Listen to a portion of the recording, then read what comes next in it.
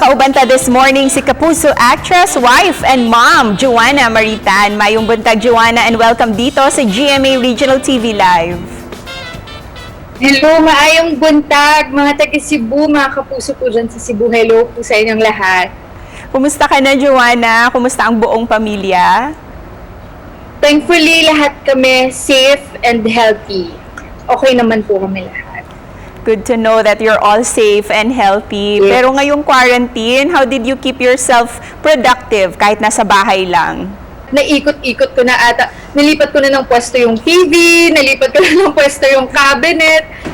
Pero masaya. Kasi nagkaroon tayo ng chance para yung mga hindi natin masyadong nagagawa before, nagawa ko ngayon. Nalinis ko na ata lahat. Malinis na ang buong bahay. Sobrang linis, sobrang ayos na yung buong bahay, ano? Yes.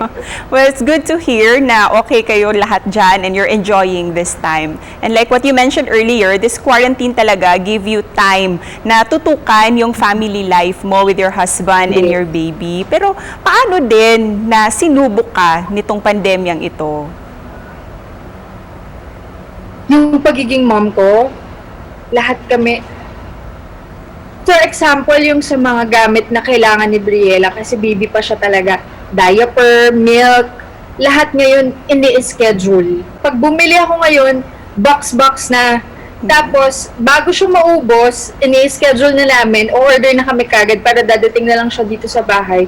Before pumasok sa bahay, syempre yung sterilization, kailangan malinis lahat. And aside from being a busy mom, you're also an actress. At the same time, nasubukan mo din maging SK chairperson sa lugar nyo, di ba? How did that experience help you? How did that experience help you navigate throughout this pandemic and this situation that we're in? Ang dami kasing realizations ngayong pandemic eh. You know, financially, emotionally, spiritually, na wala ka talagang ibang kakapitan si God lang. Tapos, yung financially, dapat talaga nagsisave ka for the rainy days. Emotionally, sobrang stressful. Kaya, yung mga kakilala natin na ngayon, ang dami lang nagbubukas ng online business na mga friends natin, isupport natin. At saka yung mga kabarangay natin na nangangailangan, kung kaya pa naman natin, pabayaan na natin sa kanila. Joana, ngayong balik taping ka na for GMA's latest series, ang I Can See You. Please tell us more about your episode, Truly Madly Deadly. Itong may pagka-thriller siya, itong I Can See You na offering namin sa inyo. At saka masusubok dito yung judgment nyo at saka yung trust nyo sa mga tao sa paligid nyo. Kaya sana po abangan nyo. Joana, what made you so proud na nagawa mo at nabuo mo itong Truly Madly Deadly episode for the series I Can See You? Sobrang excited kami, sobrang proud kami kasi kahit na mahirap po, ang dami naming sinusunod na protocol ngayon kapag nasa taping. Nakakapanibago yung new normal taping pero thankful kami kasi sinusunod din ng production na para sa amin din yun. Kasi ang hirap din mag-taping, lalo ako, meron akong 3-year-old na toddler.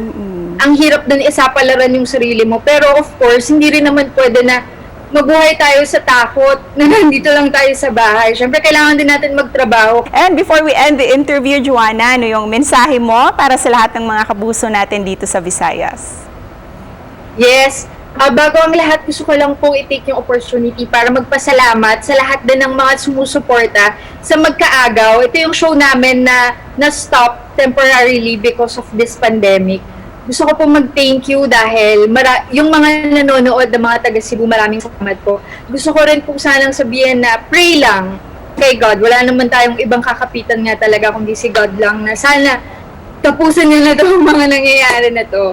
At saka sana rin po pala, i-follow nyo ako sa aking Instagram account. It's at Joanatan09, Joanatan09. Ayan, dyan tayo magtsikahan sa mga social media accounts natin.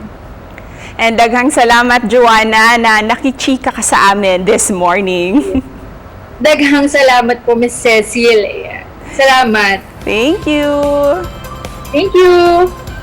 Multitasking gayud karong quarantine, si Joana lakip sa iyahang mga adjustments. Karong new normal mo ang pagbalik taping na. Busa at tangiun niya ang weekly series sa I Can See You Truly Madly Deadly episode. Og relax lang mo diha, kay mo balik pa ang GMA Regional TV Live.